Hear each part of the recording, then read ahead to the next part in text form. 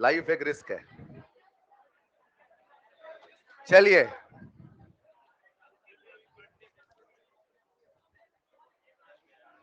Very very good morning to everyone. कैसे हैं आप सभी? बढ़िया हैं? पढ़ाई लिखाई कर रहे हैं आप लोग? क्या एक्टिंग कर रहे हैं? पढ़ाई कर रहे हैं बच्चों? चलिए, तो आप सबको उस खबर का इंतजार जिसका था, वो खबर तो आपको मिल गई होगी। वो रातें फिर से आने वाली हैं जब आप रात भर जग के पेपर दिया करेंगे। जल्दी, वो दिन फिर से लौटने वाले हैं जब हर पेपर के बाद आपको फोन आया करेगा। बहुत दिनों से कुछ सूखा सूखा सा चल रहा था, वो रंगत फिर से आने वाली है। बस कुछ ही दिनों का इंतजार और है, ठीक है? तो प्यारे बच्चों, मेहनत करते रहिए, पढ़ाई करते रहिए। हम लोग एक छोटा सा चैप्टर पढ़ रहे हैं, मोल कंसेप्ट, और उसमें अभी छोटी छोटी बातें कर रहे हैं। उन्हीं छोटी बातों में एक आखिरी छोटी बात और बची है, और फिर इस चैप्टर का जो मेन कंसेप्ट है, दैट इज मोल कंसेप्ट, वो स्टार्ट हो जाएगा, राइट? तो आज की क्लास थोड़ा छोटी है, तो बिना समय गंवाए, ये घड़ी बंद हो रखी है ना, बिना समय गंवाए फिर क्लास शुरू करते हैं, ठीक है? चलो, ऑनलाइन में कुछ बच्चे मुझसे सिलेबस पूछ रहे हैं, जैसे मुझे पता चलेगा अपडेट कर दूंगा बेटा, अभी मुझे भी नहीं पता है, ठीक है क्या? चलिए, हम लोग बात कर रहे थे परसेंटेज कंपोजिशन में। आइए शुरू करें क्लास। आइए कुछ नया सीखते हैं, और हमेशा की तरह जैसे सिखाऊं उस तरीके को समझने की कोशिश करिएगा, राइट? वो तरीके हो सकता है आपने जैसा अभी तक सुना हो, सोचा, उससे अलग हो। प्लीज उसे सीखने की, उसी तरीके से सोचने की कोशिश करिएगा, ऑलराइट? आइए जरा शुरू करते हैं क्लास। तो प्यारे बच्चों, आप सबका ध्यान चाहिए, आ जाओ जरा। लास्ट क्लास में शुरू हो जाऊं?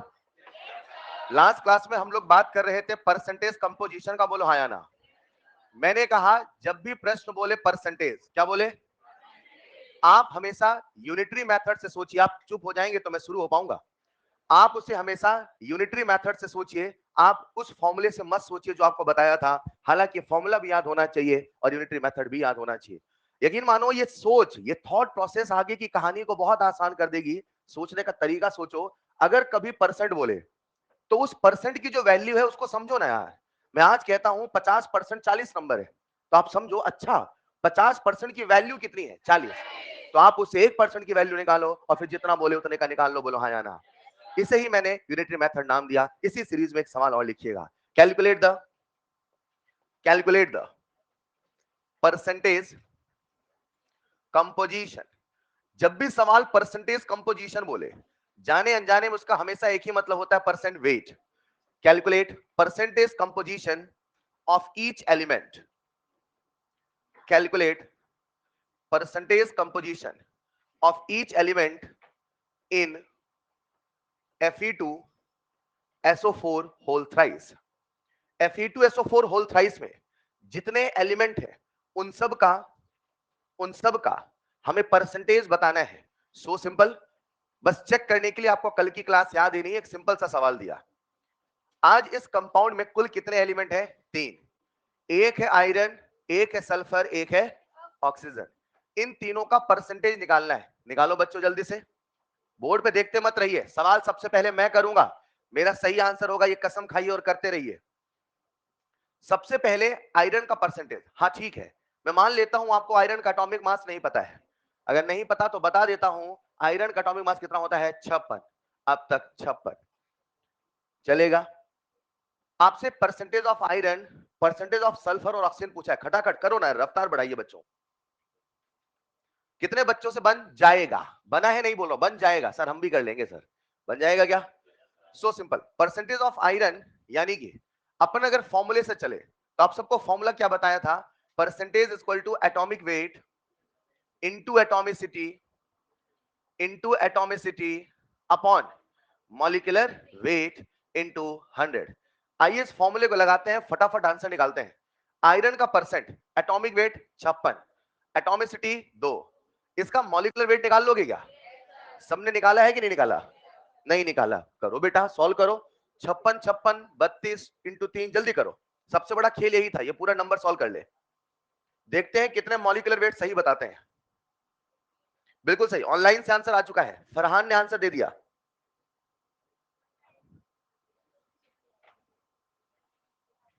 मॉलिक्यूलर वेट कितने बच्चों ने नहीं कैलकुलेट किया? अगर आप देखते रहेंगे तो सवाल कभी नहीं करेंगे बच्चे। प्लीज धीरे धीरे छोटे छोटे स्टेप बहुत बड़े स्टेप होंगे।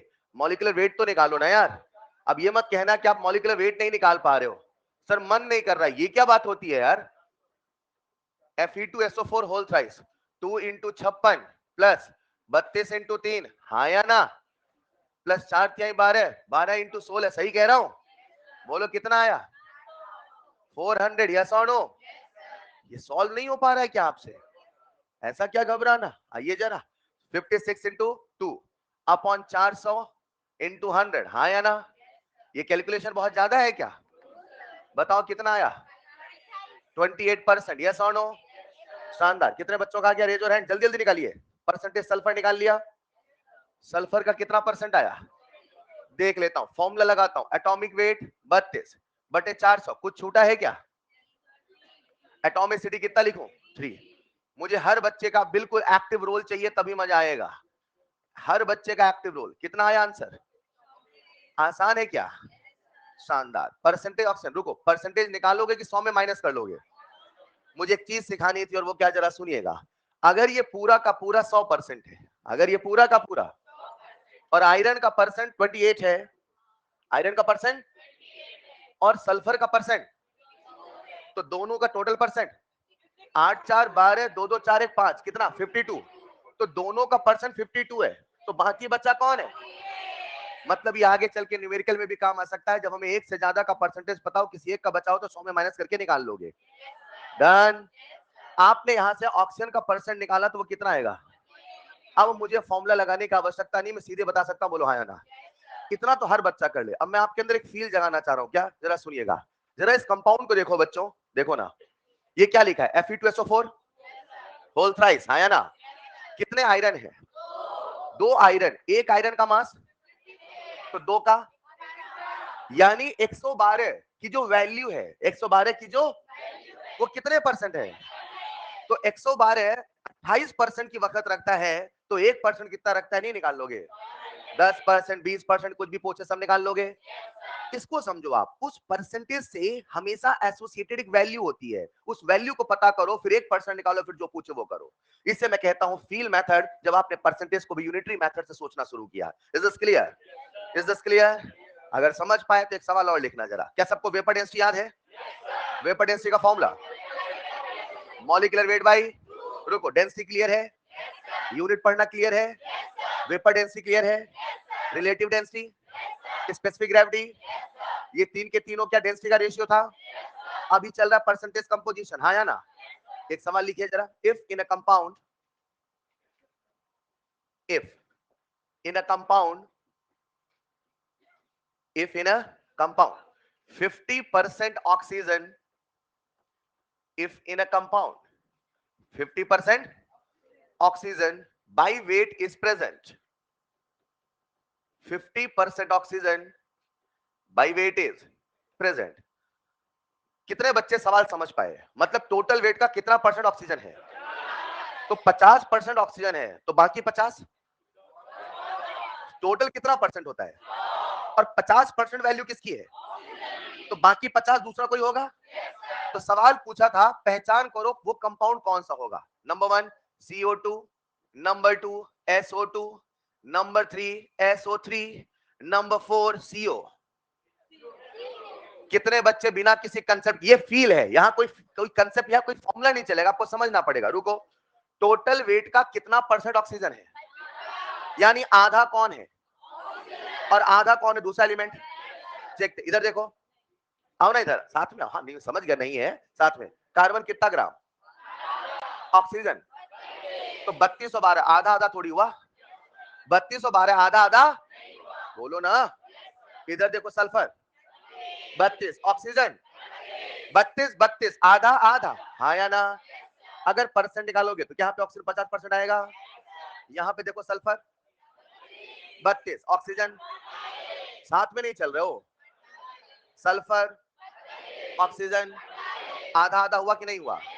मतलब ये भी होने वाला, देखो कार्बन ऑक्सीजन, ये भी होने वाला। आधा आधा कहाँ था सेकंड में? क्या आंसर यही होगा? अब यही सवाल रूप बदल के कुछ ऐसे आया, लिखो जरा। ये अंदर से आंसर आया कि नहीं आया? लिखो जरा अगला सवाल। If vapour density of a compound, if vapor density of a compound is 32, if vapor density of a compound is, कितनों के मन में खट से आ गया? मॉलिक्यूलर मास आ गया? क्या बात है?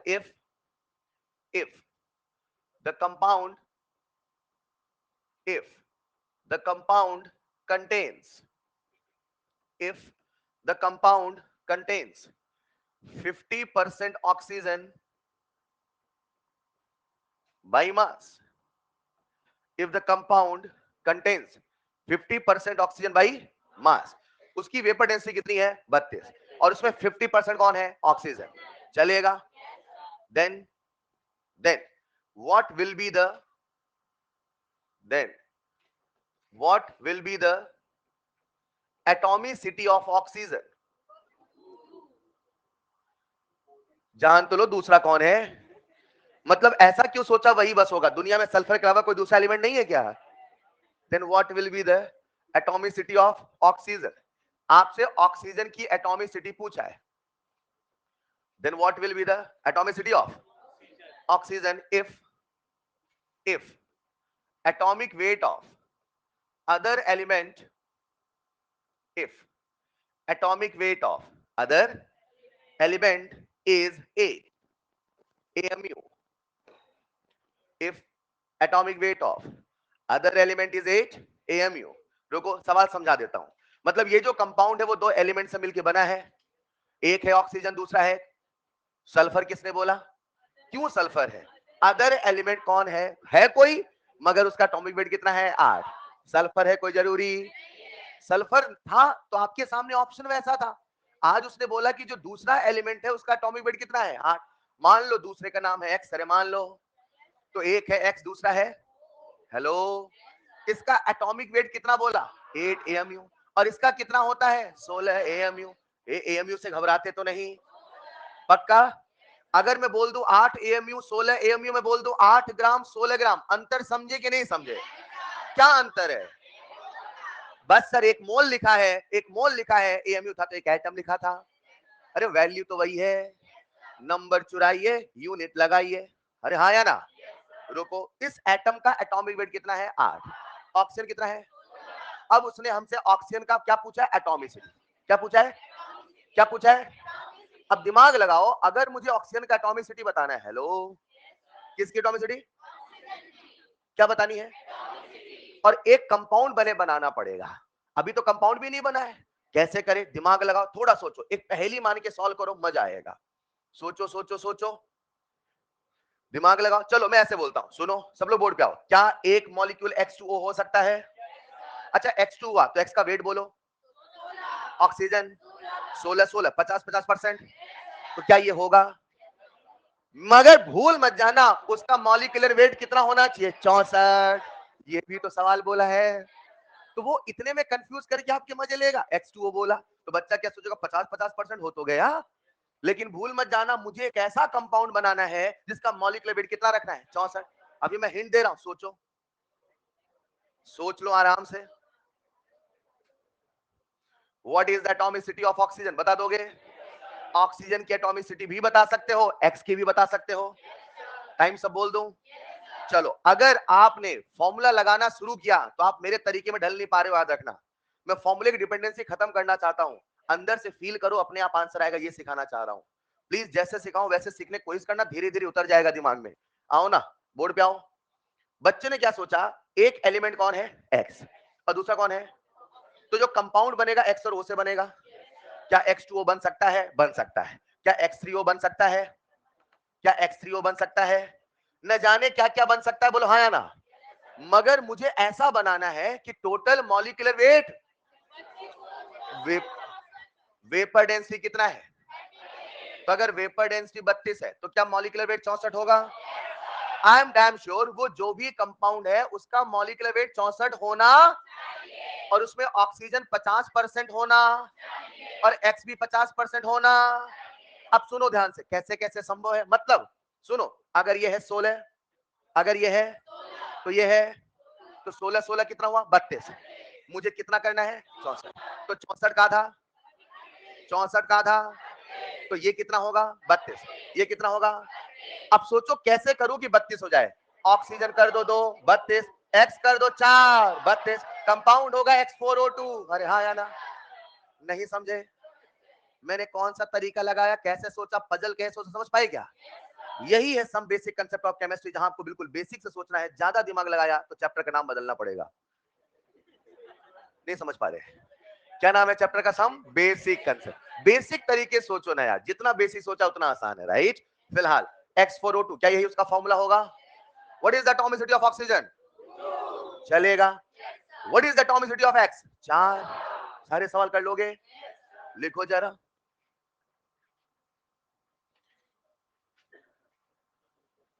अब बच्चा मुझसे कहता है सर, क्या कहता है, क्या इसे फॉर्मूले से नहीं कर सकते थे? क्या इसे फॉर्मूले से नहीं कर सकते थे? कितने बच्चे फॉर्मूले से कर लेंगे? अच्छा, सवाल में क्या परसेंटेज कंपोजिशन बोला है, तो फॉर्मूला किसका लगाऊं? आओ एक बार लगा लेते, बोलो जरा परसेंटेज का फॉर्मूला, बोलेंगे सब लोग। दूसरा मेथड, आलस मत करो बेटा, atomic weight, atomicity upon molecular into percent कितना बोला 50, ऑक्सीजन का एटॉमिक वेट 16, एटॉमिसिटी पता, मॉलिक्यूलर वेट पता, सॉल्व करके एक्स बता दोगे कितना आया, चेक कर लो, शायद ना आ रहा हो। नहीं समझे? अब आपके दिमाग में स्ट्राइक क्या करना है, नहीं, आपके दिमाग में दोनों तरीका आना चाहिए। ये आया तो आपकी फॉर्मूले की डिपेंडेंसी नहीं खत्म होगी, फिर कभी फील नहीं करोगे, फील नहीं करोगे तो दिक्कत यहां नहीं, दिक्कत आगे आएगी। समझ पा रहे हैं क्या? आओ एक और सवाल करते हैं, करें क्या? रुको थोड़ा फील करते हैं। मान लो मेरे पास एक कंपाउंड दिख रहा है सबको, ये कंपाउंड है, दिख रहा है क्या? कहां दिख रहा है? दिख रहा है ये? इस कंपाउंड में सल्फर है, कौन है? और मान लो सल्फर के 4 एटम है, मान लो कितने एटम है? पूरा पूरी क्लास का फील चाहिए, कितने एटम है सल्फर के? सल्फर कितने एटम? एक एटम का वजन, तो 4 का वजन 32 32 64 64 64 128। कितने सल्फर है? 4 का वजन 128 होना, बोलो हाँ या ना? सवाल बोल दूं क्या? लिखो, इन an organic compound,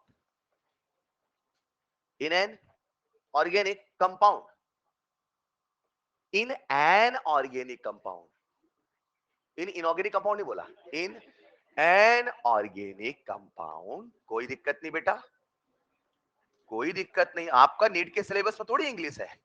in an organic compound which contains 4 atoms of sulfur, which contains 4 atoms of sulfur, which contains 4 atoms of sulfur, is having 3.5%। ओ भाई साहब, 128 की बस 3.5% आए। मतलब कोई बच्चा बोले मेरे 1000 नंबर है, परसेंट आए 10, वही तो बात हुई। अरे कितने सल्फर है? 4, तो वजन कितना 128, मगर परसेंट कितना? Then calculate molecular weight of the compound. तो आपको कंपाउंड का बताना है मॉलिक्यूलर वेट। कितने बच्चों से बन जाएगा? Raise your hand. क्या बात है, फॉर्मूले से भी बनना चाहिए, फील से भी बनना, थोड़ा कैलकुलेशन है, चलेगा, 12वीं पास है, याद करो, याद करो अपनी ताकतों को। ऐसा होता है ना, कई बार ताकत याद दिलानी पड़ती है, yes I can do it. बस बस बस,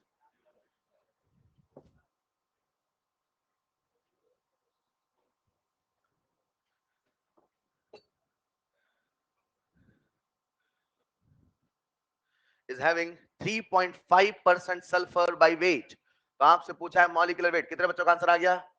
अब मैं ये बताना चाहता था, कभी कभी थोड़ा कैलकुलेशन भी आ सकती है, तो घबराना नहीं, इतना तो चलता है। बन गया बच्चे? कोई आंसर बताना चाहेगा? बोलो बेटा। लास्ट में लाके छोड़ दिया है सर, आपके साथ करेंगे, आप भी पहुंचो सर वहां तक, मिलके करेंगे। आ गया क्या? कितने बच्चे लगभग आंसर सोच लेंगे? लगभग, लगभग सोचना शुरू कर दिया तो ऑप्शन गेस करना शुरू कर दिया। टाइम सब बोल दूं? सबसे पहला मेथड फॉर्मूले से, परसेंटेज वेट, बोलो formula, atomic weight into atomicity, शानदार, इनटू एटॉमी अपॉन मॉलिक्यूलर इनटू कितना परसेंट बोला, 3.5, atomic weight 32, atomicity 4, molecular weight पता था क्या? वो सब पता था तो निकाल क्या रहे हो फिर, इनटू 100, हाँ या ना? क्या इसको सॉल्व नहीं कर सकते? कितने बच्चे सॉल्व कर सकते हैं बोल रहा हूं मैं, सॉल्व तो कर लोगे ना? कितने बच्चे दूसरे तरीके से कर सकते हैं? Raise your hand. कैसे करोगे, समझा तो पाओगे क्या? शायद ऐसे करोगे, सर सर सर रुको, कितने सल्फर है? 4 सल्फर का वजन यानी 3.5% की वक्त है 128 ग्राम। 3.5% की वक्त है तो 1% 128 अपॉन 3.5, हाँ या ना? अच्छा, हमें क्या निकालना है? Molecular weight. क्या मॉलिक्यूलर वेट ही 100% है? 100% यानी टोटल कितना होगा लाला? 100 इंटू 128 अपॉन 3.5, हाँ या ना? हाँ ठीक है, थोड़ा कैलकुलेशन करना पड़ेगा, कर लोगे क्या? जब आप इसे सॉल्व करते हैं तो शायद जो आंसर आता है मॉलिक्यूलर वेट का वो आता है 3657, लगभग लगभग लगभग चलेगा, देख लो जरा, लगभग आपके 3600 आए, सही है सर। सॉल्व करके बताऊं क्या? बिल्कुल नहीं बताऊंगा, सॉल्व कर लोगे, बन जाएगा। अब ये जो मैंने आपको परसेंटेज सिखाया, क्यों सिखाया, एक छोटा टॉपिक और पढ़ाता हूं और फिर सारे सवालों को मर्ज करते हैं, ठीक? आ जाओ सब लोग बोर्ड पे जल्दी से। प्यारे बच्चों, इमेजिन करते हैं, बेटा ये अपना बैग देना जरा। इमेजिन करते हैं ये एक नया तत्व खोजने में आया, मान लो, अरे मान लो, अब पता चला कि इसमें एक ऐसी जादुई चीज है जिसको खाते से 720 में 720 आते हैं। अब हमें पता करना था कि वो जो जादुई चीज है वो क्या है, वो क्या है, राइट? थोड़ा समझो, प्रैक्टिकल समझना, मजा आएगा। अब हमने क्या किया, इस बैग के अंदर वो जो जादुई चीज थी हमें उसकी खोज करनी थी। क्या करनी थी? तो खोज करने के लिए हमने क्या मेथड लगाए, पूरी कहानी को समझने की कोशिश करना, ठीक? अब प्यारे बच्चों, इमेजिन करते हैं ये जो बैग है, सबको दिख रहा है क्या? इसमें एक जादुई चीज है, मान लो मुझे खोज करना, वो जादुई चीज कौन सी है? अपनी ऑर्गेनिक केमिस्ट्री में एक कंसेप्ट आता है डिटेक्शन ऑफ एलिमेंट। कार्बन का डिटेक्शन टेस्ट, हाइड्रोजन का, ऑक्सीजन का, पढ़ा है क्या? या तो पढ़ा है या तो पढ़ोगे, व्हाटएवर। ऐसा समझो हर एलिमेंट का अपना एक डिटेक्शन टेस्ट होता है, मान लो, और वो डिटेक्शन टेस्ट आपको पहले से आता है। मान लो आपको पता है कि जब मान लो मुझे खोज करनी थी, मैंने क्या किया, इसमें थोड़ा सैंपल लिया, लो जरा सैंपल, कुरेद कुरेद के एक सैंपल कागज में ले लिया, समझ पाए क्या? अब इस सैंपल को हम लेके गए लेबोरेटरी में, कहां ले गए? वो जो सैंपल था उसको मैंने थोड़ा सा जलाया, क्या किया, एक अजीब सी स्मेल आई, मैंने कहा यार इसमें सल्फर है, समझ पा रहे हैं क्या? थोड़ा सा नीली नीली रोशनी आई, ऐसा पढ़ा होगा आपने, ये हो तो समझ जाना ये है, ये हो तो समझ। मान लो आपको वो सारे कंसेप्ट आते हैं, मान लो, क्या माना? आपको डिटेक्शन के सारे कंसेप्ट, आप रंग देख के बता दोगे कौन सा एलिमेंट है, गंध सूंघ के बता दोगे कौन सा एलिमेंट है, वो सारे के सारे टेस्ट आपको आते हैं, मान लो, मान लिया। अब वो जो सैंपल है, ये सबके सामने सैंपल दिख रहा है क्या? इसको हमने जलाया, इसमें हमें मिला कार्बन, क्या मिला? और हमें मिला हाइड्रोजन, मान लो, और मिला ऑक्सीजन, मान लो। यानी ये जो कंपाउंड है, आई एम डैम श्योर उसमें कार्बन भी है, उसमें हाइड्रोजन भी है, उसमें ऑक्सीजन भी है। तो क्या उसका अपना एक फॉर्मूला होगा? क्या फॉर्मूला जान के आप उसका डिटेक्शन कर सकते हो? Now the question in front of us is, वो जो तत्व है, वो जो सब्सटेंस है, उसका फॉर्मूला क्या होगा, उसका क्या रिप्रेजेंटेशन होगा? हम लोग बढ़ रहे हैं एक छोटे से नए टॉपिक की ओर जिसका नाम है empirical formula and molecular formula. Copy में डालिएगा next heading, empirical formula, copy में डालिएगा next heading, empirical formula and molecular formula. अभी मैंने पढ़ाना शुरू नहीं किया, पहले कुछ बेसिक बातें बता रहा हूं। बच्चों, क्या आप लोग बचपन में मैथ पढ़ा करते थे? मान लेते हैं आप पढ़ा करते थे। Empirical formula and molecular formula मैं जो सिखाने वाला हूं उसके पहले कुछ बेसिक कंसेप्ट आपको पता होने, आ जाओ। बेसिक कंसेप्ट नंबर 1, सब लोग बोर्ड पे आओ, आ जाओ ना बच्चों। मैंने आपके सामने एक एलिमेंट लिखा X2Y3, क्या लिखा? X की एटॉमिसिटी, Y की, कॉपी मत लिखना, अभी आ जाओ बोर्ड पे प्लीज बच्चों। दिमाग से कहो, या दिमाग तो कंप्यूटर एक बार में सब सीख लेगा, बिलीव करो, है ना। आओ, एक्स की एटॉमिसिटी, एक बार ध्यान अपना पूरा पूरा फोकस लाओ ना यहाँ पे। एक्स की एटॉमिसिटी, वाई की, एक्स के कितने मोल, वाई के कितने मोल। शायद आप सब जानते हैं, मानते हैं कि जो एटॉमिसिटी होता है वही मोल। परफेक्ट, क्लियर है, नहीं क्लियर है। बेसिक कंसेप्ट नंबर 2, मैंने आपके सामने लिखा x1y1/3, x1y, क्या यहाँ पे फ्रैक्शनल है। आज से कई साल पहले जब केमिस्ट्री का विकास हो रहा था तो कई सारे लॉज आए। उस समय एक लॉ था जो ये मानता था कि कभी भी किसी का जो फॉर्मूला है उसमें एलिमेंट फ्रैक्शनल नहीं हो सकते। तो जब भी कभी फ्रैक्शनल आएगा, जब भी कभी, और आप भी पूछो ना अपने आप से, जितनी केमिस्ट्री आपको आती है उसमें से ऐसे कंपाउंड तो आपने कभी नहीं देखे जिसका फॉर्मूला फ्रैक्शन हो। H2SO4, HNO3 कभी भी हो, या तो 1 2 3 4 होता है, कभी भी डेढ़ पौने ऐसा नहीं होता है। ये केमिस्ट्री का बेसिक प्रिंसिपल है कि दुनिया में ऐसा कोई भी कंपाउंड नहीं बनेगा जिसमें एटम्स की जो एटॉमिसिटी है वो फ्रैक्शनल हो। जब भी कभी फ्रैक्शनल आएगा उसे हमेशा कन्वर्ट करना होता है सिंपलेस्ट इंटीजर में। कहां कन्वर्ट करना होगा, क्या आप इसे सिंपलेस्ट इंटीजर में कन्वर्ट कर लेंगे। ये क्या लिखा, x y1/, किस नंबर से मल्टीप्लाई करूं कि बन जाए, किससे, मतलब आप सबने इसको 3 से मल्टीप्लाई किया तो क्या बना, x3y1। क्या हर बच्चा सिंपलेस्ट रेशियो में कन्वर्ट कर लेगा। एक और पूछता हूं, इमेजिन करते हैं हम सब के सामने लिखा x2/3 y1/3, अब बोलो किस से मल्टीप्लाई, फिर से 3 से, क्या हर बच्चा कर लेगा। कॉपी मत लिखना, बोर्ड में हर कोई देखेगा, चलेगा। तो इसका जो सिंपलेस्ट फॉर्मूला होगा क्या होगा, x2, कभी y1 लिखेंगे तो कभी 1 लिखने वाले, क्योंकि हम 1 को कभी लिखते हैं। शानदार, मतलब मैं नीचे जो भी फ्रैक्शन आएगा, नीचे, रुको रुको, ये जो फ्रैक्शन है क्या ये अपने आप में एटॉमिसिटी है, और क्या एटॉमिसिटी ही मोल है। यानी नीचे जो भी मोल आएगा, नीचे जो भी मोल, उसे हमेशा सिंपलेस्ट इंटीजर में कन्वर्ट करना। ये फील कर पा रहे हो। आओ एक सवाल और पूछता हूं, क्या सबका ध्यान बोर्ड पे है बच्चों।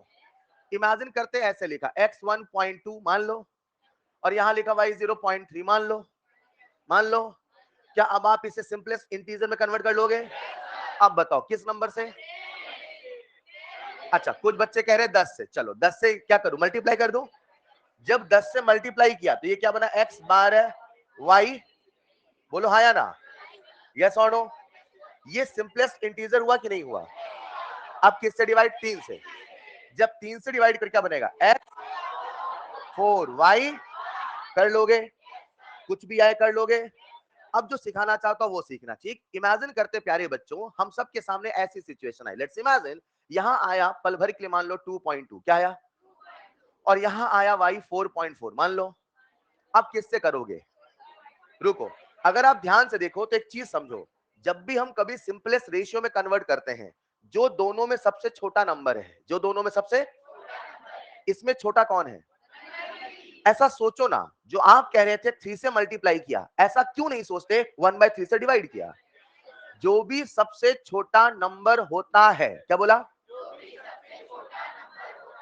उससे पूरे को डिवाइड कर दो, 1/3 से डिवाइड करो, कर दिया क्या।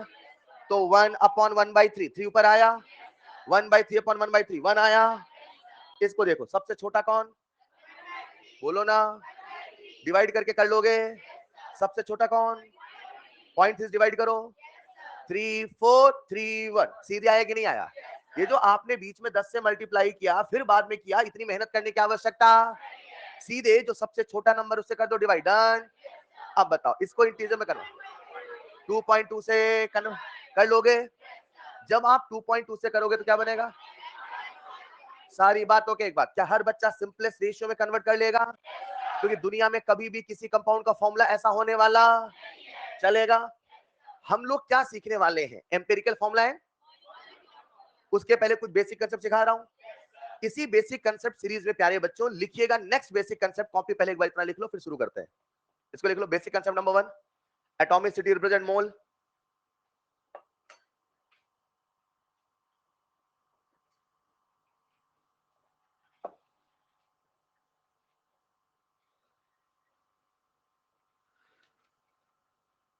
कोई एक दो एग्जांपल लिख लीजिएगा, बस इतना लिख देना, सबसे छोटे नंबर से डिवाइड करें।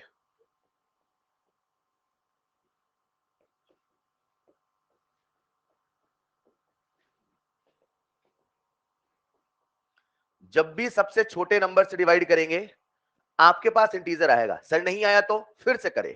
सर कब तक करते रहे? तब तक करते रहे जब तक वो इंटीजर ना बन जाए। डन यहां तक? इसके अलावा और कुछ नहीं सोचना है, जैसे सिखाऊं वैसे सीखिएगा। हम लोग सीखने वाले हैं empirical formula and molecular formula. Sir ये क्या होता है, कैसे पता कर रहे हैं? उसके पहले कुछ बेसिक मैथमेटिकल बातें हमें पता होनी चाहिए। नेक्स्ट पॉइंट लिख लेना, एक दो एग्जांपल और लिख लेना, कोई भी एक दो। बस याद रखना जब भी हम सिंपलेस्ट रेशियो निकालें उसमें हमेशा इंटीजर रखना है, क्योंकि कभी भी किसी कंपाउंड के फॉर्मूले में फ्रैक्शन आने वाला नहीं है।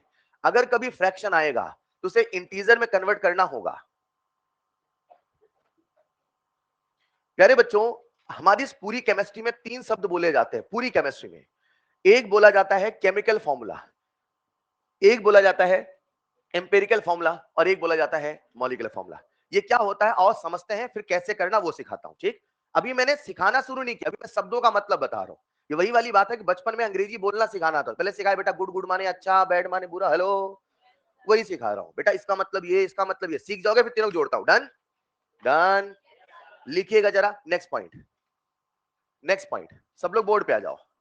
केमिकल फॉर्मूला, जब भी आप बोलते हैं केमिकल फॉर्मूला, क्या बोलते हैं? जानते हो किसी का केमिकल फॉर्मूला क्या होता है? किसी का केमिकल फॉर्मूला किसी भी सब्सटेंस का मात्र paper presentation of that molecule है।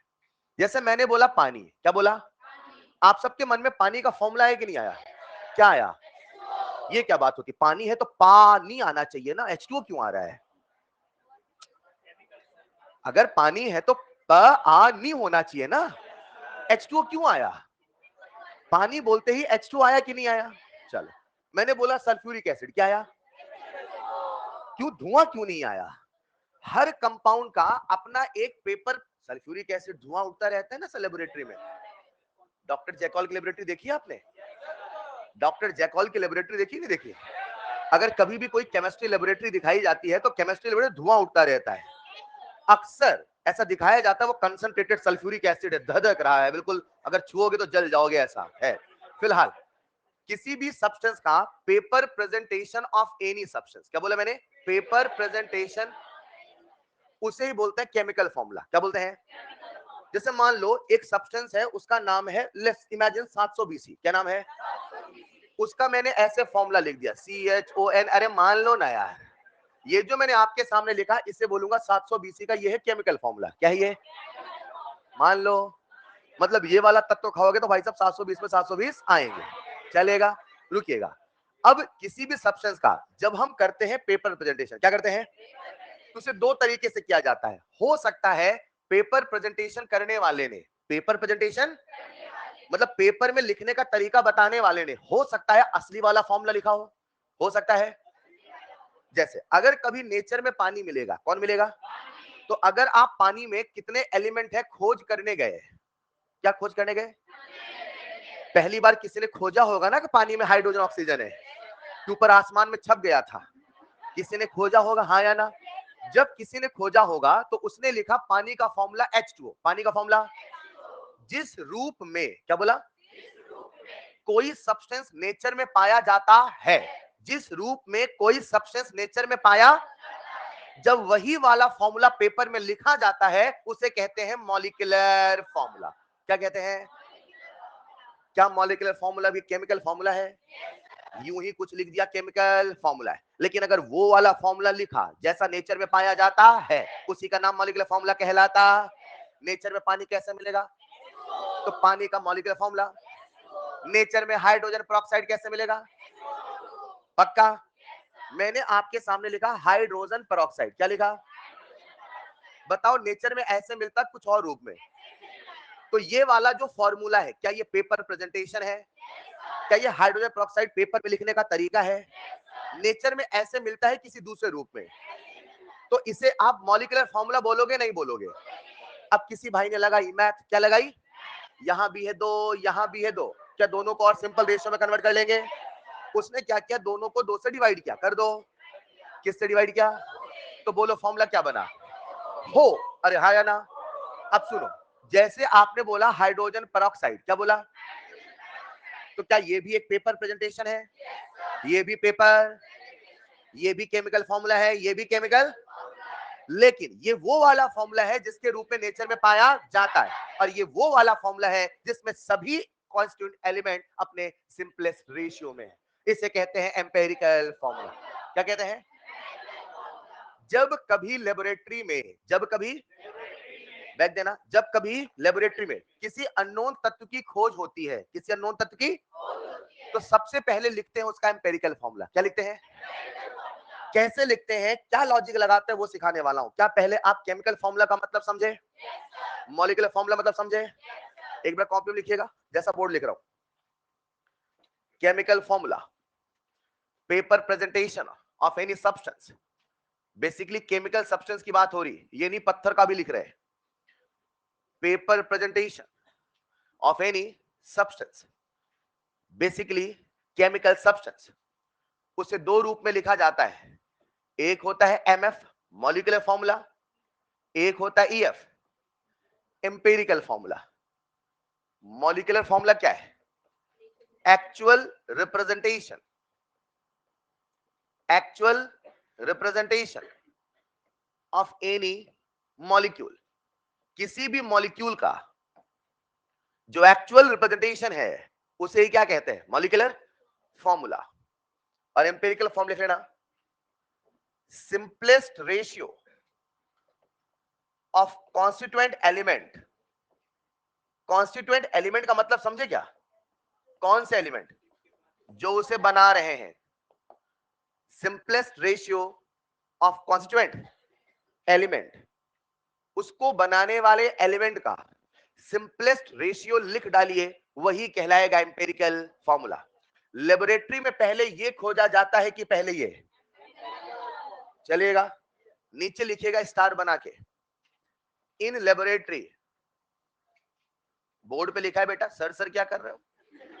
इन लेबोरेटरी फर्स्ट,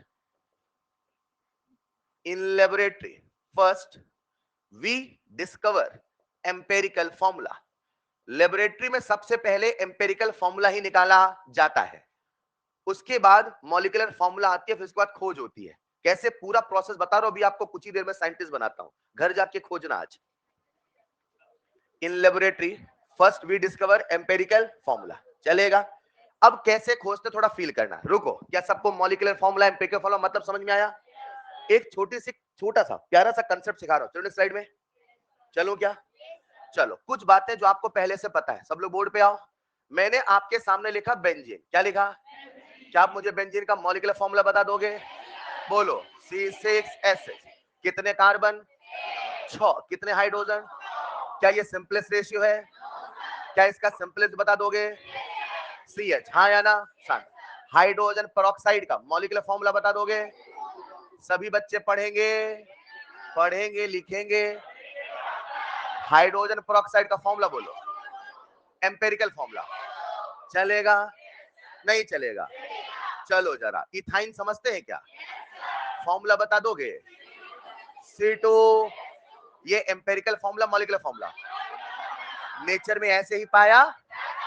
रेशियो निकालो। रुको रुको रुको, ये क्या है? ये क्या है? क्या दो अलग अलग सब्सटेंस का एम्पेरिकल फॉर्मूला सेम हो सकता है? दो अलग अलग सब्सटेंस का एम्पेरिकल फॉर्मूला सेम हो सकता है। रुको जरा, सबसे आसान, पानी का मॉलिक्यूलर फॉर्मूला बताओ। कितने हाइड्रोजन, कितने ऑक्सीजन? ऐसा भी तो बोल सकते हो, कितने मोल हाइड्रोजन? 2 मोल। कितने मोल ऑक्सीजन? 1 मोल। इस चैप्टर की जान कौन है? मोल। हर चीज में आपको क्या दिखना चाहिए? मोल। समझ पा रहे क्या? कितने मोल हाइड्रोजन? 2। कितने मोल ऑक्सीजन? क्या इससे कोई सिंपलेस्ट रेशियो पॉसिबल है? क्या यही इसका एम्पेरिकल फॉर्मूला है? पॉइंट नंबर 1, क्या एम्पेरिकल फॉर्मूला मॉलिक्यूलर फॉर्मूला से हमेशा अलग होगा? कोई जरूरी? क्या एम्पेरिकल फॉर्मूला अलग अलग सब्सटेंस का हमेशा अलग होगा? क्या अलग अलग सब्सटेंस का एम्पेरिकल फॉर्मूला सेम हो सकता है? अरे बोलो ना। कॉपी में लिखिएगा, नेक्स्ट पॉइंट स्टार बना के, पहला स्टार, पहला एक सितारा बेटा, ये लिखो जरा, फर्स्ट स्टार। बोलो, एम्पेरिकल फॉर्मूला, शॉर्ट फॉर्म लिखेंगे EF, EF and MF, EF and MF for a particular substance, EF and MF for a particular substance can be same.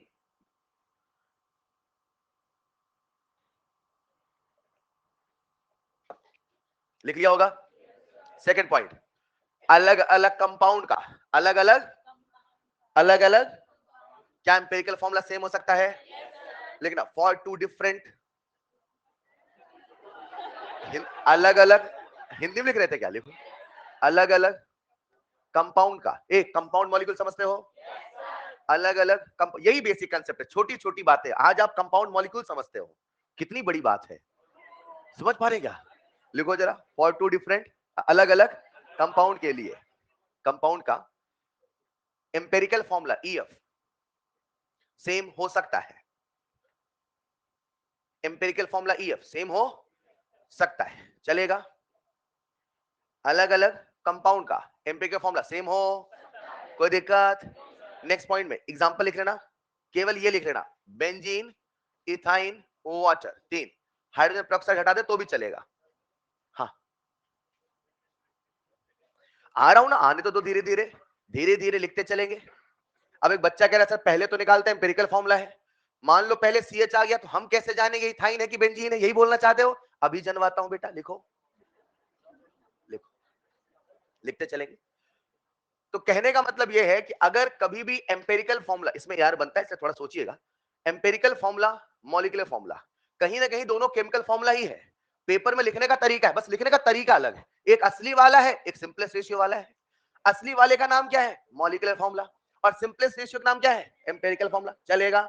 अब कंसेप्ट क्या है सुनिएगा. सब लिख लिया? आ जाओ बोर्ड पे सब लोग. चलो, आप लोग वेपर डेंसिटी पढ़ के आए हो. अब हमारी केमिस्ट्री की दुनिया में केवल वेपर डेंसिटी मात्र एक मेथड नहीं है, बहुत सारे मेथड है. पर पल भर के लिए मान लो वेपर डेंसिटी एक मेथड है, मान लो. अब सुनना ध्यान से, बोर्ड पे आओ. आगे क्या मैंने आपके सामने लिखा? Hydrogen peroxide. क्या लिखा? हर बच्चा बोर्ड पे आ जाए जल्दी से. क्या लिखा? मॉलिक्यूलर फॉर्मूला बताओ क्या है? एम्पिरिकल फॉर्मूला बोलो. चलेगा. अच्छा, मॉलिक्यूलर फॉर्मूला क्या बोला? तो मॉलिक्यूलर फॉर्मूला से आएगा मॉलिक्यूलर मास.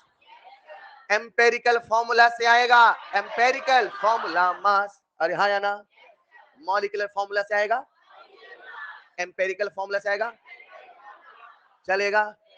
पल भर के लिए मान लो, पल भर के लिए ये जो बैग है इसमें एक तत्व है, मान लो हमने इसका किया डिटेक्शन. क्या किया? तो वो जो तत्व आया मुझे पता चला प्यारे बच्चे, उसमें एक है कार्बन और एक है हाइड्रोजन. मान लो कौन है? एक. और एक कौन है? मान लिया.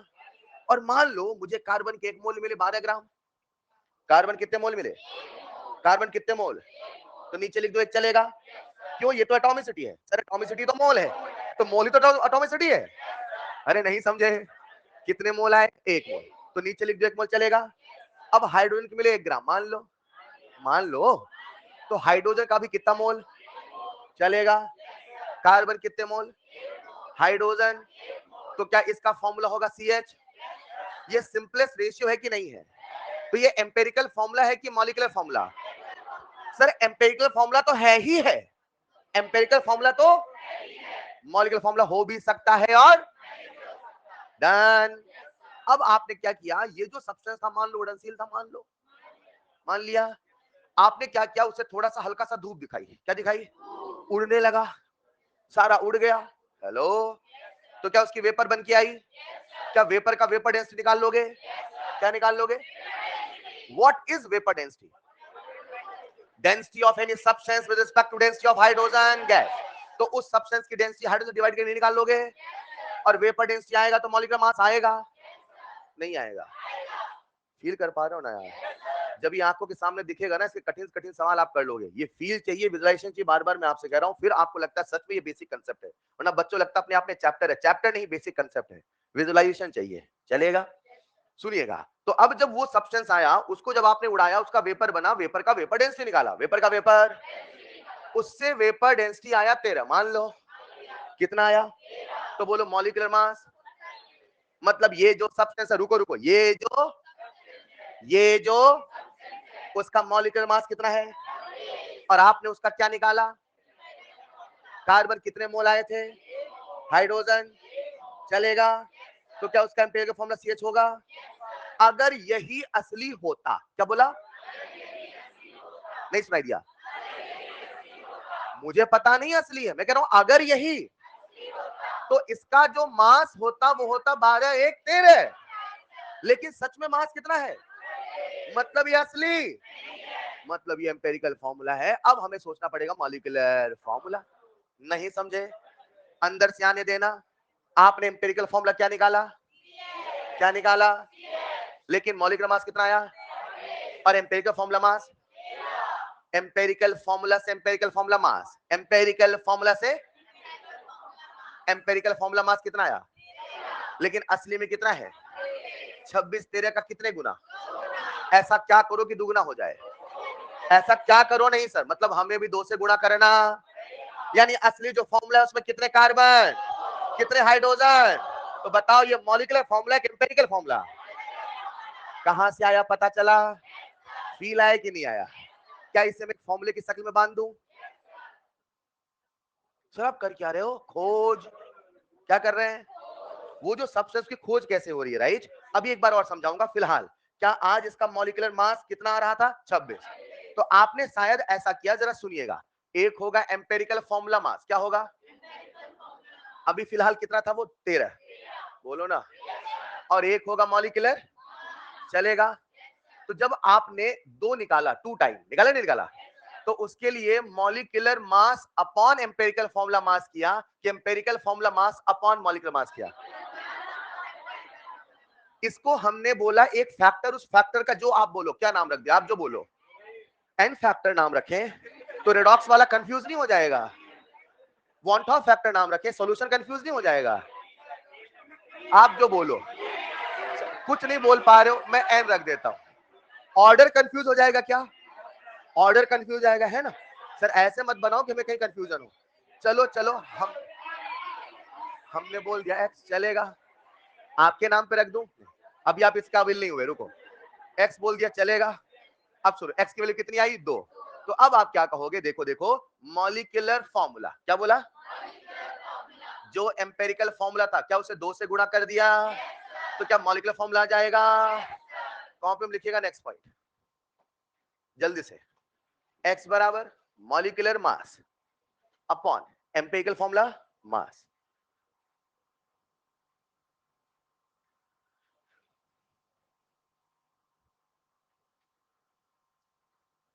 अभी सवाल कराता हूं, ठीक।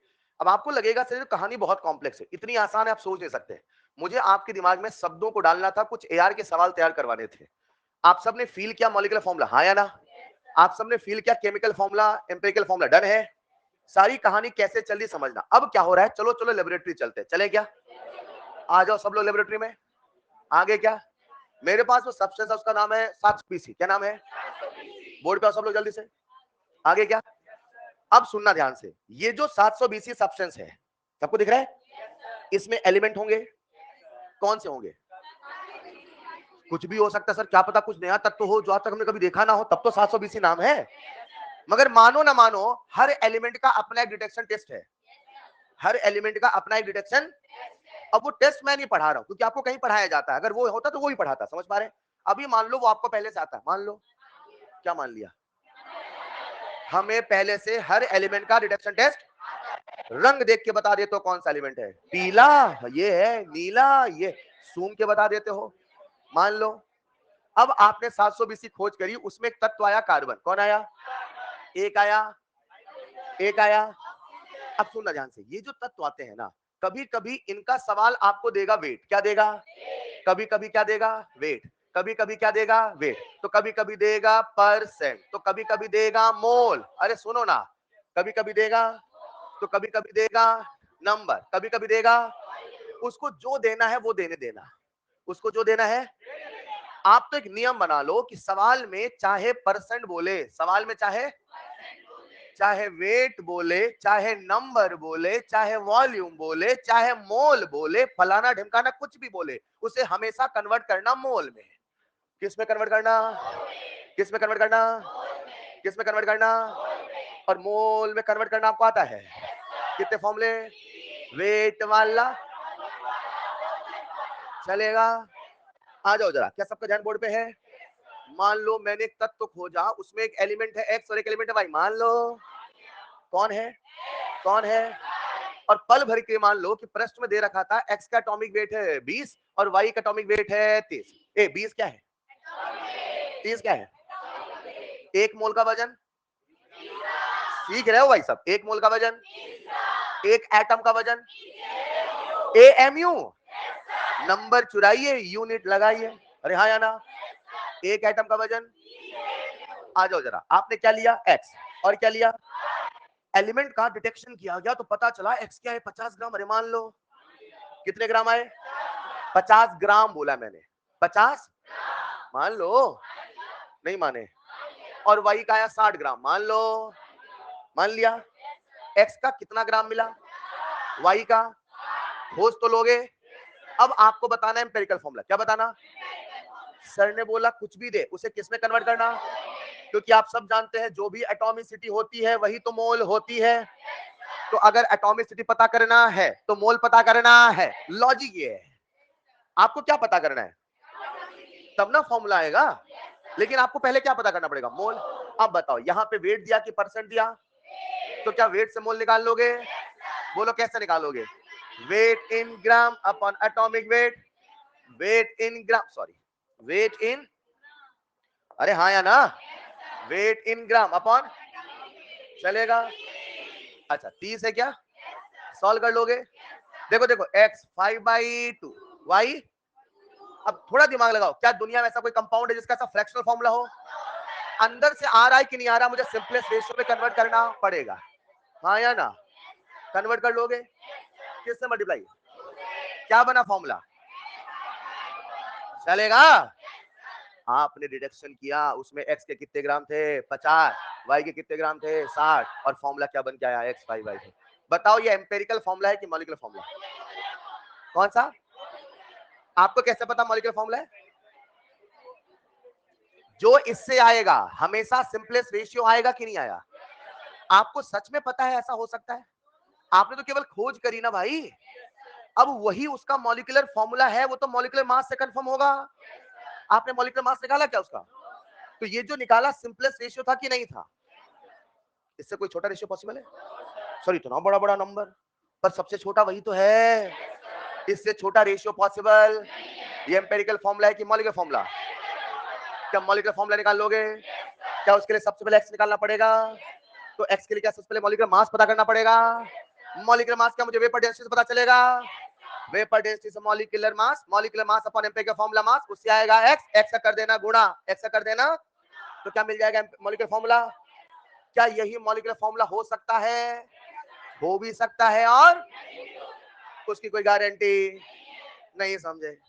एक सवाल करना चाहेंगे, करते हैं, नीचे लिखना, जैसे बोलूं वैसे, यहां तक लिख लिया था, नीचे लिखना सुपर रूल, अरे देखो तो सही, सुपर रूल, हाँ हाँ लिखो, super rule to calculate empirical formula, super rule to calculate empirical formula. उसमें लिखना न्यूमेरिकल में, न्यूमेरिकल में, न्यूमेरिकल में कॉन्स्टिट्यूएंट एलिमेंट का, न्यूमेरिकल में कॉन्स्टिट्यूएंट एलिमेंट का कुछ भी गिवन हो, मैंने क्या बोला, उसे हमेशा मोल में कन्वर्ट करें। कुछ भी गिवन हो उसे हमेशा मोल में कन्वर्ट करें, कुछ भी गिवन हो उसे हमेशा मोल में कन्वर्ट करें और सिंपलेस्ट रेशियो में कन्वर्ट करें, उसे हमेशा मोल में कन्वर्ट करें और सिंपलेस्ट रेशियो में कन्वर्ट करें। एक बार पढ़ो जरा अपने कॉपी में क्या लिखा है, सुपर रूल, कुछ भी गिवन हो उसे हमेशा, अच्छा कभी अगर मोल दे दिया तो है ही सर, मोल पहले से तो है ना, नंबर दे दे तो मोल निकाल लेंगे। कर लोगे क्या, कुछ सवाल करने को तैयार है? अब सवालों सारा कंसेप्ट सिखाता हूं, एक बार चाहे तो लिखना हो तो ऐसा लिख लेना जल्दी से। गिवन, यहां लिख लेना given, percentage, weight, number, volume, mole, कुछ भी किस में कन्वर्ट करना, पहले से मोल में है, तुम्हारा काम आसान कर दिया, नहीं है तो हम आसान कर लेंगे।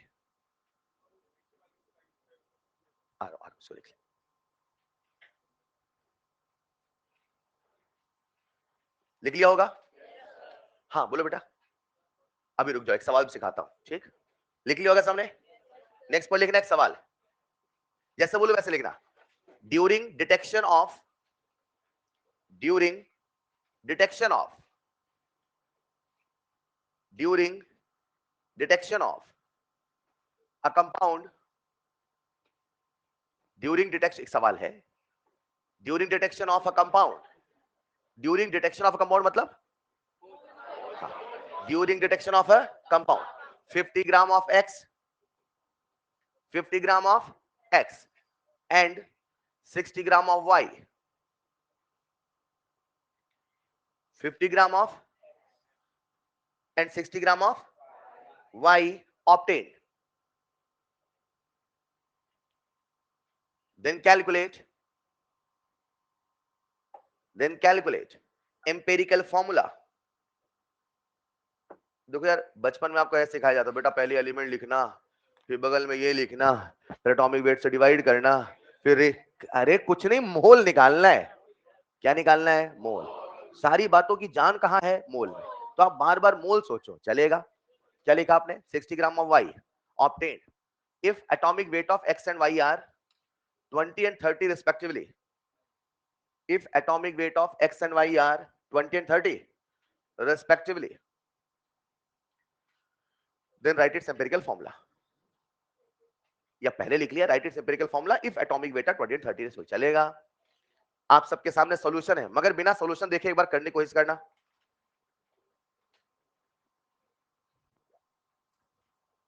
मतलब ऐसा कोई भी सवाल आए, आप तो हमेशा नीचे लिख लो, अब उसका मोल गिवन है कि वेट क्या गिवन है, वो जो चाहे वो दे, आप हमेशा क्या कन्वर्ट करोगे? मोल। और मोल के तीन ही तरीके बताए हैं भाई साहब, है ना? अब सवाल कैसे कैसे मोड़ लेगा, कैसे कैसे ट्विस्टिंग होगा समझते हैं, मगर हमारा प्रिंसिपल कंसेप्ट मात्र एक है, अपने को बार बार क्या निकालना है? मोल, और सिंपलेस्ट रेशियो में कन्वर्ट करना, दैट्स इट। अच्छी बात बताओ, ये जो एम्पेरिकल फॉर्मूला है क्या वो एक्सपेरिमेंटल है? तो एक्सपेरिमेंटल में थोड़ा बहुत एरर तो चलता है कि नहीं चलता? अब इसी लॉजिक पे, क्योंकि थोड़ा बहुत एरर चलता है, थोड़ा बहुत एरर, मान लो आपने फॉर्मूला कल को बनाया, ये आया x2 मान लो, और ये आया y 3.9, कितना आया मान लो, तो क्या बच्चा इसे अपने से ही y4 नहीं मान लेगा? ये मानते हुए थोड़ा गलती हो गई थी, माफ कर दो यार। हेलो, एम्पेरिकल फॉर्मूला बनाते हुए क्या थोड़ा बहुत अप्रोक्सीमेशन चलेगा? क्योंकि कंसेप्ट हमारा कहता है दुनिया में ऐसा कोई भी कंपाउंड नहीं है, दुनिया में ऐसा कोई भी कंपाउंड जहां पे फ्रैक्शनल फॉर्मूला हो, इसीलिए उसमें हम थोड़ा बहुत अप्रोक्सीमेशन चलते हैं, चलेगा? अब दिमाग लगाओ, जब मुझे अप्रोक्सीमेशन लेना है तो 3.9 को 4 मानू कि 3 मानू? क्यों 3 क्यों ना मानू? समझ पा रहे हैं क्या सर? कैलकुलेशन करने वाले ने लगभग किया होगा, तो उसने लगभग करके पहले ही लगभग कर ही दिया है। अब आप लगभग में भी लगभग कर रहे हो, ज्यादा लगभग करोगे तो आंसर भग लेगा। समझ पा रहे हैं क्या? तो अपने को लगभग हमेशा आखिरी स्टेप में करना होता है, हर स्टेप में लगभग नहीं करना होता है। मैं क्या कहना चाहता हूं, एक सवाल लिखिएगा, बोलू क्या? लिखो। बच्चों थक गए क्या? एक सवाल लिखिएगा जरा। During detection, during detection of an element, during detection of an, of compound लिख लो, ड्यूरिंग डिटेक्शन ऑफ कंपाउंड, लिखना ऐसे, 2 mole of carbon, 2 mole of carbon, comma 3 mole of hydrogen and 1 mole of oxygen obtain, and 1 mole of oxygen obtain. हाथ खड़े करते चले, answer बोलना नहीं है। And 1 mole of oxygen obtain, then calculate its empirical formula. बन गया क्या? अब क्या करोगे? हाँ, अब वो बच्चे जो रटे रहते हैं, पहले लिखेंगे फिर डिवाइड करेंगे, कहते डिवाइड किसको करें? अरे बन गया क्या? कार्बन कितने मोल? 2, हाइड्रोजन कितने मोल? 3, ऑक्सीजन क्या इससे छोटा रेशियो पॉसिबल है? एक बार यही सवाल रूप बदल के आया, लिखो अगला सवाल। इफ अरे बन गया ना वो सवाल कि डिवाइड करना था किसी से? अच्छा लिखो, if empirical formula of hydrocarbon, hydrocarbon में कौन कौन होंगे? बहुत टैलेंटेड आप लोग। If empirical formula of hydrocarbon is CH, if empirical formula of hydrocarbon is CH, then calculate its molecular formula,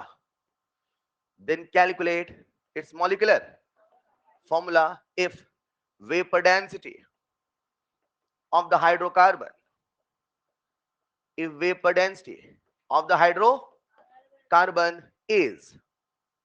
is 26, देखना बेटा, if vapor density of the hydrocarbon is 20, कितने बच्चों बन गया दन्न से? मुझे रफ्तार चाहिए भाई साहब, बेसिक कंसेप्ट को बेसिक ही रहने दे। क्या बात, ऑनलाइन वाले ऐसे आंसर दे रहे, पूछो नहीं। बन गया क्या? नहीं बना? जिनसे नहीं बना वो सीखेंगे। आपको वेपर डेंसिटी कितना दिया है? 26। अगर वेपर डेंसिटी, अच्छा कोई सीखना चाहे तो सीख लेता है, कोई सीखना चाहे तो, कोई सिलेक्शन लेना चाहे तो ले ही लेता है। अब डिपेंड करता है आप क्या चाहते हैं, है ना? क्लास में बैठे फिर भी ध्यान कहीं और है तो क्यों बैठे हैं? सही कह रहा हूं ना? क्या 1.5 घंटे पढ़ने के हिसाब से नहीं बैठ सकते? और आज तो वैसे भी क्लास छोटी है, सीखो ना बेटा। सबसे कह रहा हूं मैं, इतनी मुश्किलों से आप पढ़ाई करने आए हैं कोटा, याद करो, है ना? कैसे ट्रेन में बैठ के आए थे सामान वामान लेके, है ना? आइए, आप सबका ध्यान चाहिए। मुझे बताओ इसका मॉलिक्यूलर मास कितना होगा? रुको रुको रुको, भाई ने एम्पेरिकल फॉर्मूला क्या बताया है? CH, तो एम्पेरिकल फॉर्मूला मास क्या होगा? अच्छा 13 है और असली 52 है, मतलब ये असली फॉर्मूला तो नहीं है। कोई हाई फाई चीज सिखा रहा हूं क्या? असली होता तो वही आना चाहिए था ना। कितने गुना लग रहा आपको? अच्छा कभी कभी लगता है, कभी कभी लगता नहीं। जिनको नहीं लगता उनके लिए रूल बनाया, बेटा देखो x बराबर 52/13, अब लगवा लेना कितना आया? 4। कुछ को तो याद होता है टेबल, सीधे बताते सर 4 गुना है। जिनको टेबल नहीं याद है सर, अब वो कैसे करेंगे? खैर सोचिएगा आप, ये है ना, x कितना आया? 4। तो बताओ मॉलिक्यूलर फॉर्मूला बता दोगे? यानी जो एम्पेरिकल फॉर्मूला है उसमें 4 का मल्टीप्लाई कर दे तो C4H4। अब ये ना कहना ये कहां मिलता है। लिखो अगला सवाल, बोलो क्या? थोड़ा सवाल घुमा रहा, घुमाऊं? In an organic compound, in an organic compound, 3.01 into 10 की पावर 23, 3.01 into 10 की पावर, कितने मन में लड्डू फूटा? आपको लॉजिक पता चल गया सर, हमें तो मोल सोचना है। देखो 3.01 into 10 की power 23 molecules of, sorry atoms लिख लो। अरे लिख लो बेटा atoms of carbon and 12 into 10 की power 23 atoms of hydrogen were obtained, then write its empirical formula। बन गया बच्चों? कुछ ज्यादा ही आसान है क्या? ऐसा लग रहा वो सवाल दे दूं जो मैं देने वाला था। सीधे लिख दो क्या? हाफ मोल 2 मोल, यहां लिखा हाफ मोल 2 मोल, चलेगा? मना किया था ना आपको बोलने का। यहां कितना लिखा? हाफ मोल, यहां कितना लिखा? अरे हाँ या ना? सर ये आपने सीधे कैसे लिख दिया? लिख पाओगे क्या? पक्का ना? 3 into 10 की पावर 23 आधा मोल। अब आपको क्या लगेगा सर 6.022 एक मोल है? रुको 6.022, तो सर 2 मोल तो होना चाहिए 12.024 समथिंग। माफ कर दो, थोड़ा गलती हो गई, एरर है, चलता है। नहीं समझे? लगभग सोचना हाँ या ना। कितना मोल आया? 2। अरे एक्सपेरिमेंटल है ना, और 10 की पावर 23 कोई गिन रहा होगा भाई, गलती तो चलती है इतनी। तो बताओ कितना आएगा फॉर्मूला? CH4। आसान है क्या? लिखो जरा अगला सवाल, बोलो। In a compound of phosphorus and sulphur, ये क्या लिखा है बेटा? Phosphorus. In a compound of phosphorus and, रुको फॉस्फोरस का एटॉमिक वेट बताओ। मैं बता देता हूं बेटा, कोई दिक्कत नहीं, नीट में सब दिया रहता है। 31, सल्फर कितना है 32। लिखो, कंसेप्ट होने चाहिए आपके, है ना, कुछ याद थोड़ी करना आपको। In a compound of phosphorus and sulphur, if 1.2 if 1.2 gram of phosphorus, if 1.2 gram of phosphorus obtained from a total sample of from a total sample of from a total sample of 2.2 gram, from a total sample of 2.2, चलो आप लगभग ले पाओगे, यहां लिख लो 1.24, थोड़ा लगभग नहीं लेना पड़ेगा ना, लगभग लेना पड़ेगा। 1.2 लिखा था ना, वहां लिख लो 1.24, 1.2 होगा तो भी वही तरीका, 1.24 होगा पर थोड़ा कैलकुलेशन आसान हो जाएगी, 1.24 अभी समझ जाओगे आप। लिखो जरा, from a total sample of 2.2 gram, then write it's empirical formula, write it's empirical formula. कितने बच्चों से बन जाएगा, कितने, कुल कितने तत्व हैं 2, तो फॉर्मूले में भी 2 आएंगे 4 आ जाएंगे। और एक बच्चा मुझसे बड़ा अजीब सवाल कर रहा है, सर क्या पता खोजने वाले ने गलती कर दी हो। नहीं बेटा मान लेंगे खोजने वाला समझदार था। एक एलिमेंट है फास्फोरस और एक एलिमेंट है सल्फर। फास्फोरस का वजन पता है, काश कोई मुझे सल्फर का वजन बता देता, दुनिया में काश कुछ भी नहीं होता।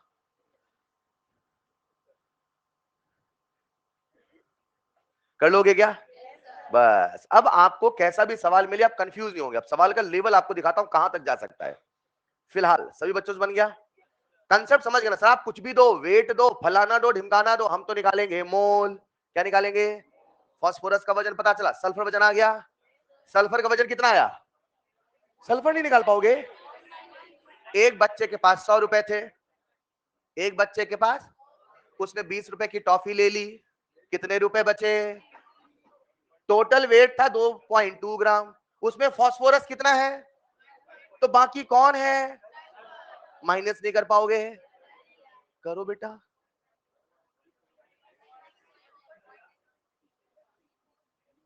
कठिन सवाल दे दिया मुझे लगा। 0.96, अच्छा अपने साथ गलत माइनस कर लिया हो, कोई दिक्कत नहीं, करते रहना बेटा। 0.96 चलेगा। अब बताओ ये वेट है कि मोल है? लेकिन अपने को चाहिए मोल के लिए वेट को किससे डिवाइड करूं? अब तो बोलना सीख लो। सॉल्यूशन चैप्टर माफ कर देता था, कभी मॉलिक्यूलर बोलते थे आप तो एक ही चीज, अब तो जानते हो ना एटम क्या है, मॉलिक्यूल क्या है। एटम है तो एटॉमिक वेट, मॉलिक्यूल है तो। मुझे बताओ फास्फोरस का एटॉमिक वेट, सल्फर का, नहीं कर पाओगे।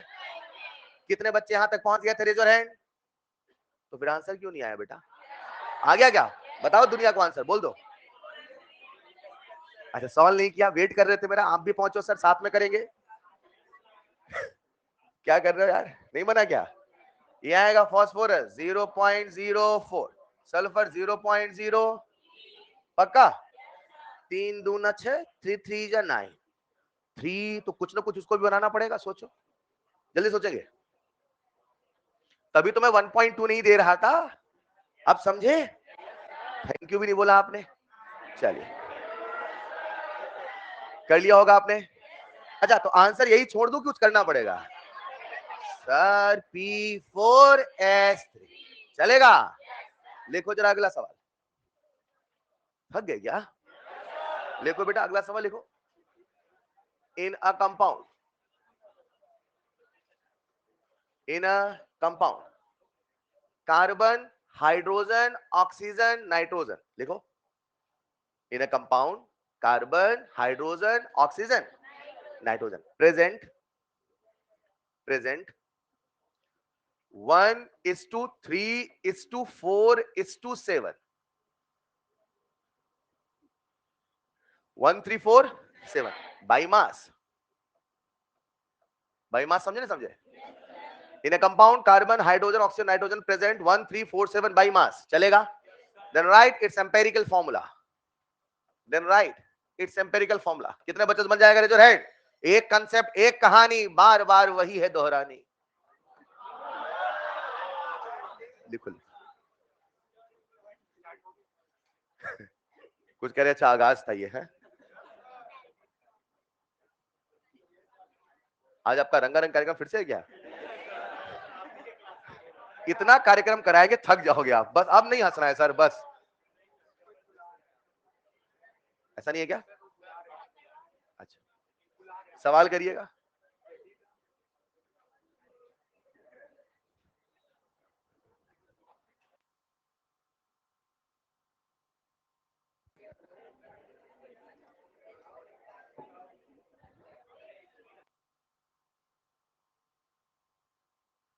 उधर का एसी नहीं चल रहा है क्या? तो अब तो क्लास हो गई, पहले क्यों नहीं बताया? अच्छा हुआ, ऐसा कोई बच्चा सिलेबस हो जाता है सर, सब बाकी सब ठीक था सर, वो बस कभी दिखा नहीं मुझे बोर्ड पे, यही वाली।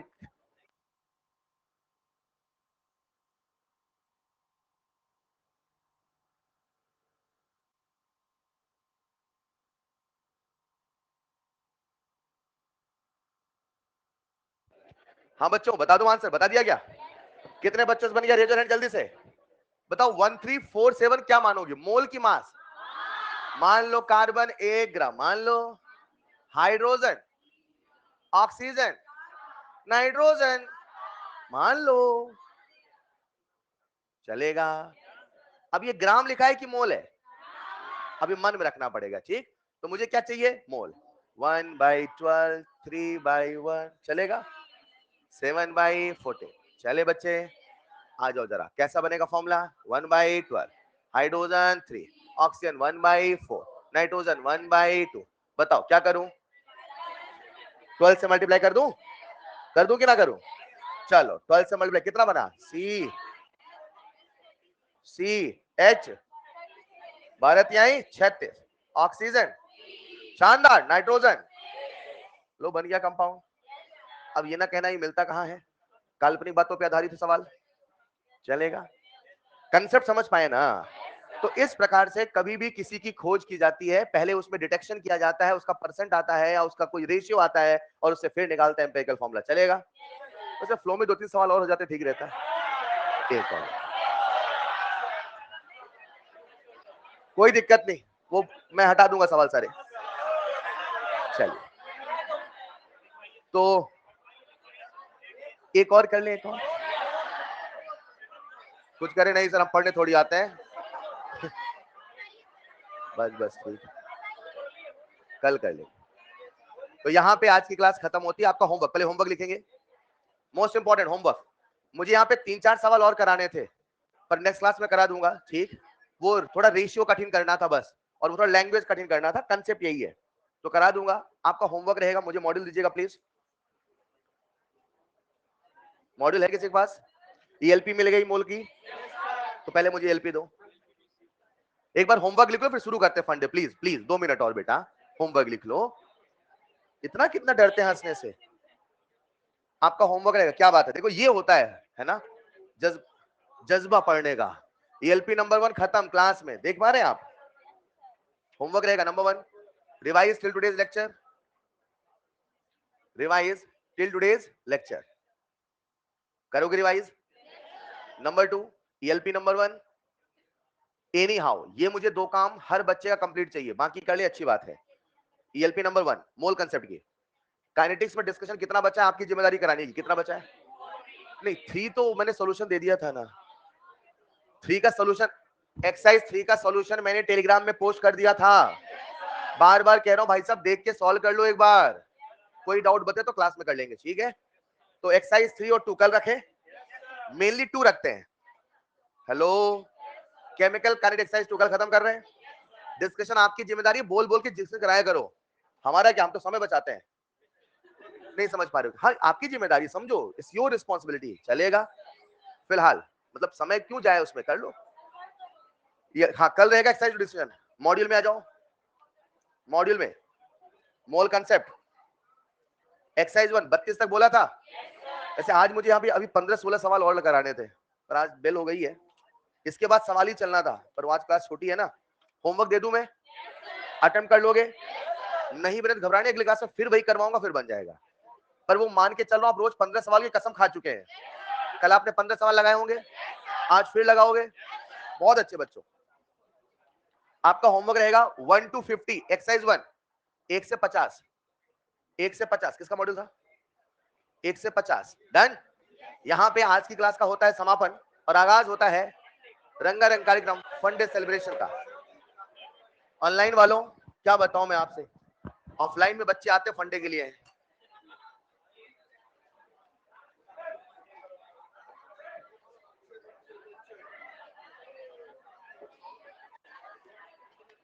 कमलदीप मुझे पता है बेटा आप सब बहुत पढ़ते हैं, शायद सबका भागीदारी जरूरी है फन डे में, वरना माना नहीं जाएगा आप फन कर पाए हैं। हमें साबित करना फन कर रहे हैं, तो उसके लिए कुछ फन डे करना है। अरे ऐसा नहीं,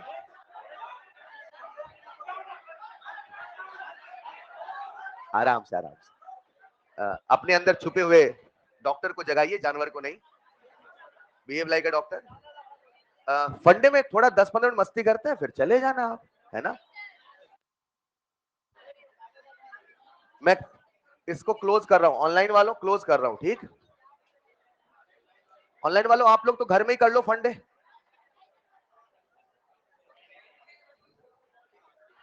अच्छा चलो ठीक।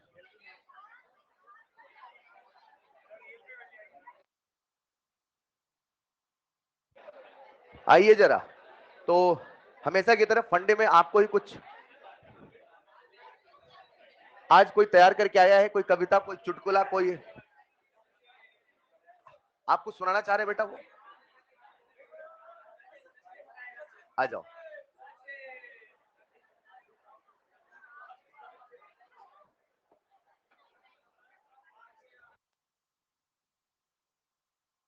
फिर आप कहोगे फन डे नहीं होता, आपको फन ही नहीं करना है, आपको तो घर जाना है, आपको करना है ना बेटा फन। आओ आप, चलो गाना गाओ, हाँ आ जाओ।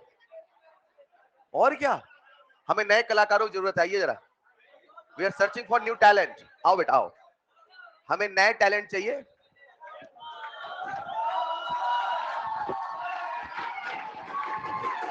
कुछ ही दिनों में अन अकेडमी टैलेंट्स वो स्टार्ट होगा, अन अकेडमी गॉट टैलेंट। तो पहली प्रस्तुति लेके आपके सामने आ चुके हैं।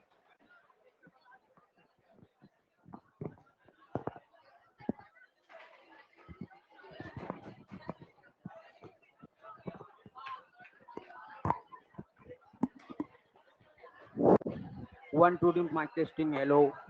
1, 2, 3, mic testing.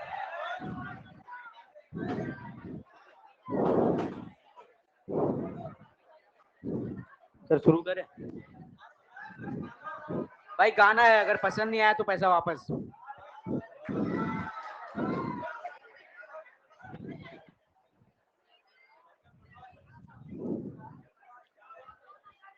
आशिक हूँ मैं, कातिल भी हूँ।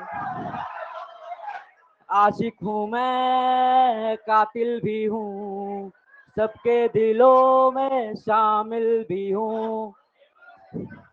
दिल को चुराना, सबको हंसाना, दिल को चुराना, सबको हंसाना, बस यही मेरा कसूर।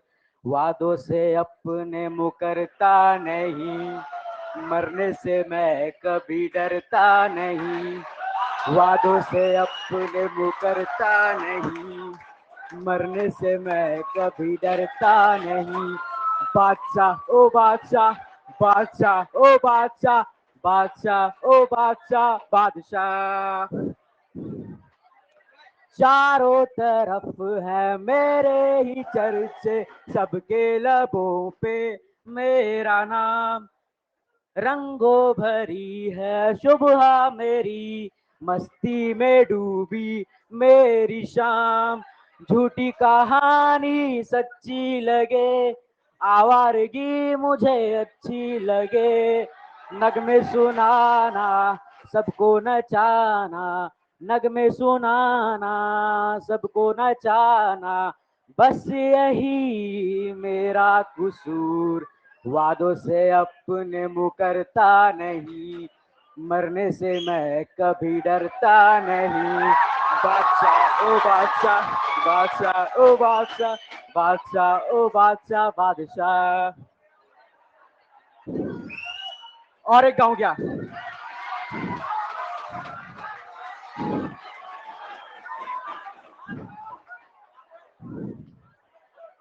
अभी थोड़ा सोबर है ना, अच्छे सुना अभी फिलहाल।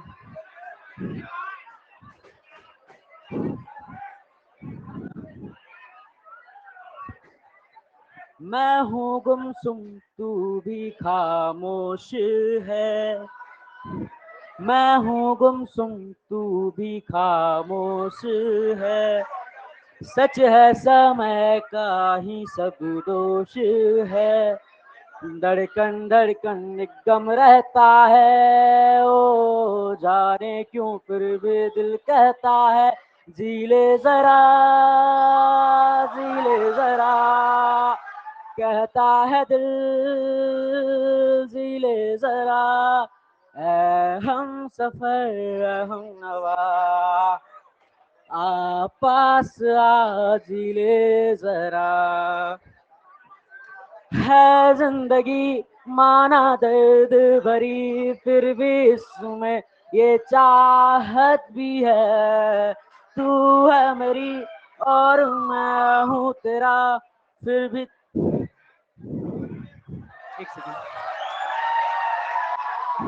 है जिंदगी माना दर्द भरी, फिर भी इसमें ये राहत भी है, मैं हूँ तेरा और तू है मेरी, फिर दिल के दिल से ये तुल क्यों है टूटे, आ दिल के दरवाजे हम खोले, आ हम दोनों जी भर के रोले। थैंक यू भाई, थैंक यू बहनों।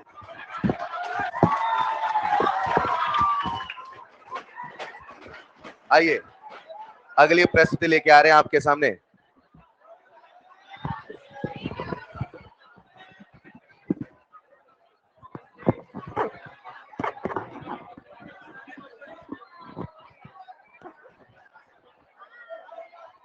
Hello hello hello hello hello.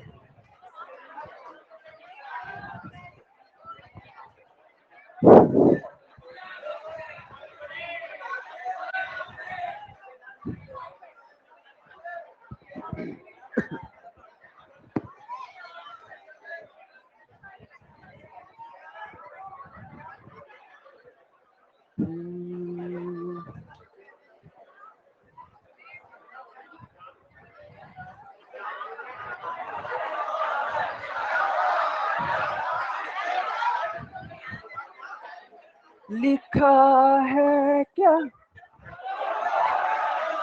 एक मिनट वेट वेट वेट।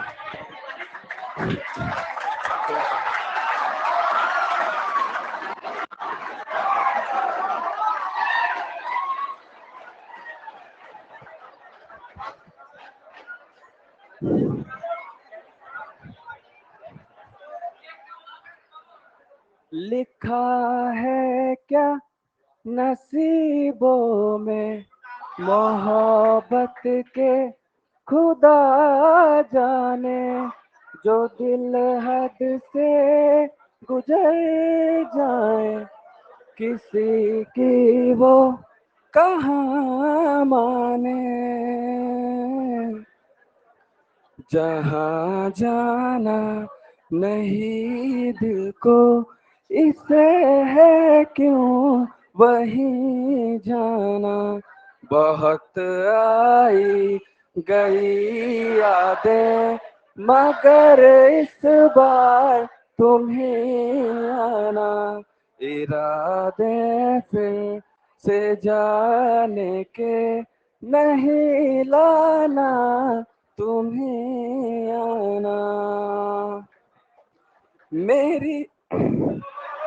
मेरी दहलीज से होकर बहारें जब गुजरती हैं, यहाँ क्या धूप क्या सावन, हवाएं भी बरसती हैं। हमें पूछो क्या होता है बिना दिल के जिए जाना। बहुत आई गई यादें मगर इस बार तुम्हें आना।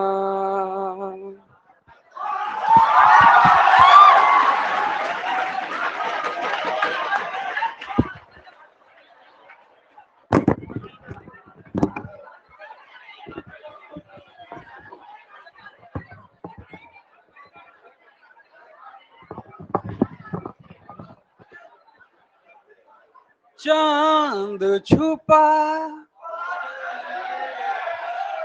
मुझे गाना दो यार।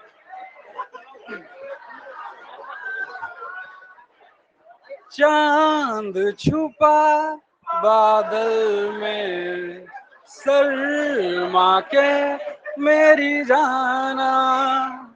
सीने से लग जा तू बल खा के मेरी जाना।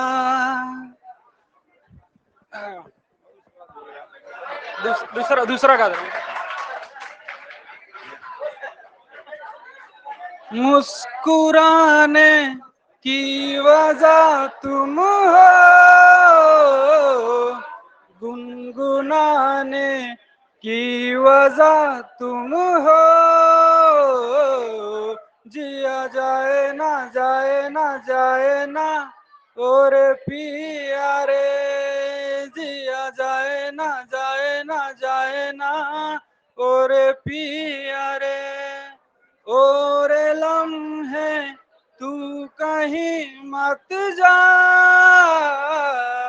हो सके तो उम्र भर थम जा। जिया जाए ना जाए ना जाए ना और पिया रे। जिया जाए ना जाए ना जाए ना और पिया रे। आंखों से छू लूं कि बाहें तरसती है, दिल ने पुकारा है हाँ। अब तो चले आओ, आओ के सबनम की बूंदे बरसती हैं, दिल ने पुकारा है हाँ। अब तो चले आओ, तेरा होने लगा हूँ जब से मिला हूँ। Thank you. आप लोग वनडे में केवल गाने क्यों गाते, डांस वांस भी है कोई कला चीज? अच्छा, आपके लिए बहुत ही शानदार प्रस्तुति के साथ आ रहे हैं, दिल दहला देने वाली प्रस्तुति।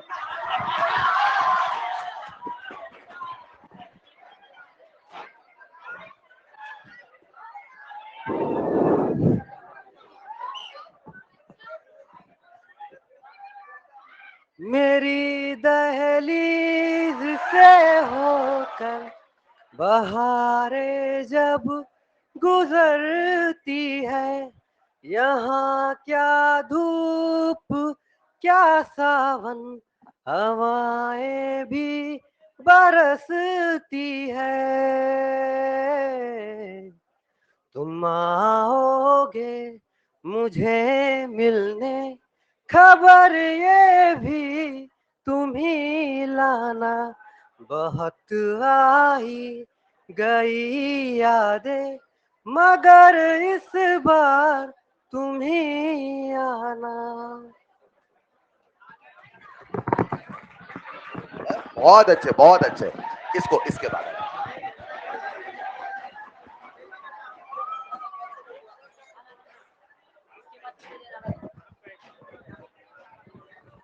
आपके सामने एक शायरी प्रस्तुत है और उसका लुत्फ उठाइए।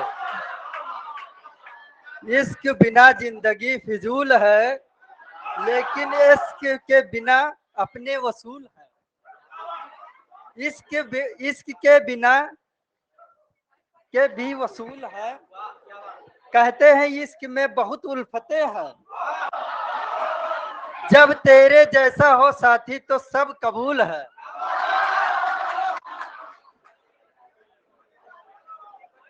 बहती हवाओं से आवाज आएगी, हर धड़कन से फरियाद आएगी, भर देंगे तेरे दिल में प्यार इतना कि सांस भी लोगे तो सिर्फ मेरी याद आएगी।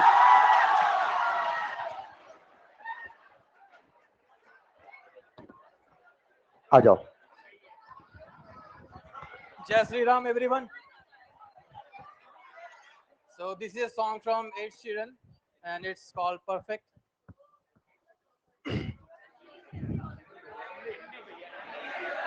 हिंदी भी गाएंगे, इसको हिंदी भी गाएंगे. I found a love for me, darling, just dive right in and follow my lead. Well, I found a girl, beautiful and sweet. I never knew you were the someone waiting for me. 'Cause we were just kids when we fell in love, not knowing what it was. I will not give you up this time. Darling, just kiss me slow.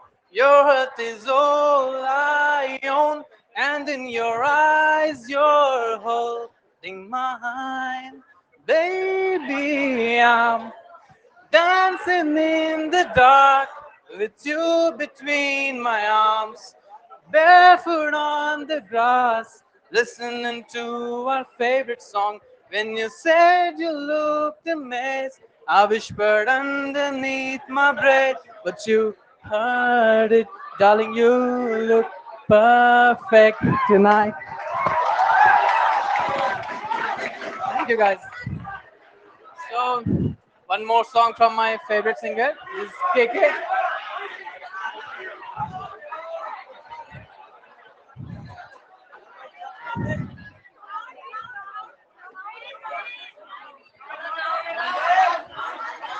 Okay.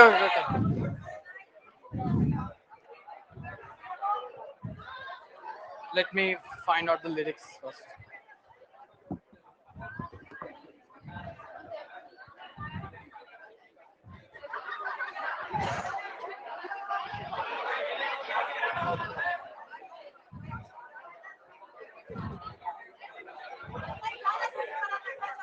Actually, lyrics is not loading, so I'm continuing. Maybe if I forget. So if you guys know, then please.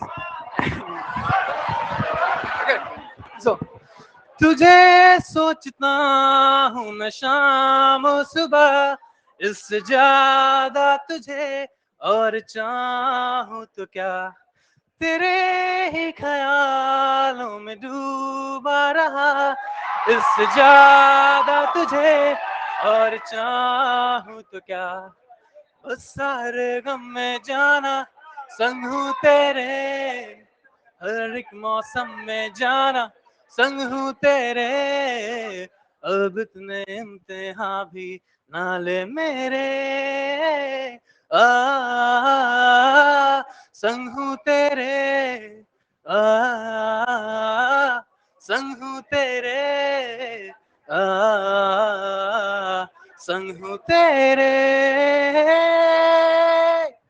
तू मेरा ठिकाना, मेरा आशियाना, ढले शाम जब भी मेरे पास आना, है बाहों में रहना, कहीं अब न जाना, हो महफूज इनमें, बुरा है जमाना, बस सारे गम में जाना संग हूँ तेरे, हर एक मौसम में जाना संग हूँ तेरे, अब इतने इम्तिहान भी ना ले मेरे.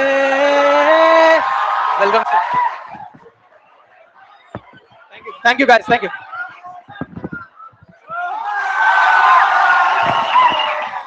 आ जाओ.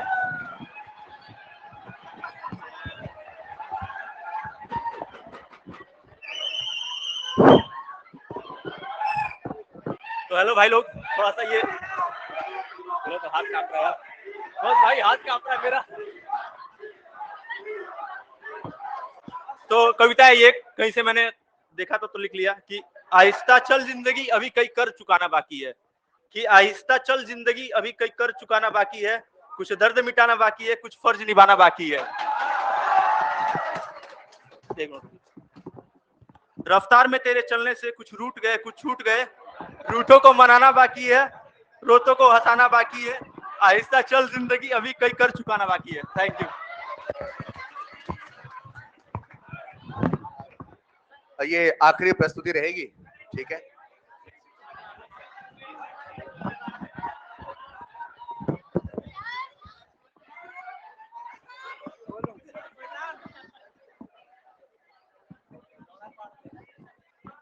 बहुत हेलो, बहुत इतराक के निकले थे घर से कि खुद का ख्याल रख लेंगे हम। बहुत इतरा के निकले थे घर से कि खुद का ख्याल रख लेंगे हम। बहुत इतरा के निकले थे हम घर से कि खुद का ख्याल रख लेंगे हम। पर अब हर सुबह जब कोई डांट कर उठाता नहीं, रोज बाहर जाने पर कोई टोकता नहीं, अपनी छोटी छोटी जंग जीतने पे कोई शाबाशी मिलती नहीं, बीमार होने पर जब कोई ख्याल रखता नहीं, अपनी बातें बेवजह बेवकूफों वाली सुनने के लिए कोई आसपास होता नहीं, कोई लाड प्यार से बिगाड़ने के लिए होता नहीं, तो तब समझ आता है कि बहुत कुछ पाने की जिद में बहुत कुछ छोड़ा है हम।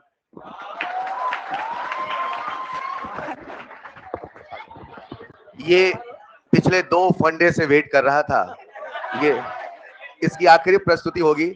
इसके बाद कुछ परफॉर्मर सैटरडे के लिए भी। उस दिन कौन करेगा क्या? एक अनाउंसमेंट है, जब आप यहाँ से जाएंगे तो होम असाइनमेंट आपको 411 रूम में मिल रहा है। होम असाइनमेंट रूम नंबर 411 लेते हुए जाएंगे, ठीक है। एक प्रस्तुति के लिए आ रहे हैं, आ जाओ, बैठे बैठे कहना है, बैठे।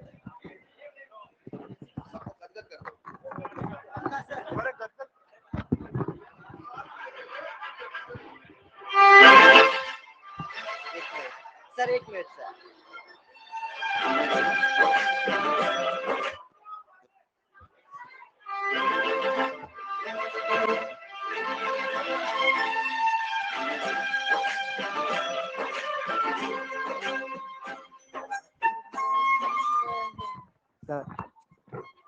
तो इसका रेंज कितना है सर? बातें होती रहे, सांसें चलती रहे, दिल धड़कता रहे, तू सुनती रहे, तू जो पास मेरे आंखें देखे तुझे, तू ही मेरा जहां, अब मैं जाऊं कहाँ, तू ही दिल का सुकून, कैसे अब मैं कहूँ, दिल में ऐसे बसी जो तू चैन नहीं, तू ही मेरा जहां, तू ही मेरी है जान, तुझको पाया तो मुझको मिला है खुदा।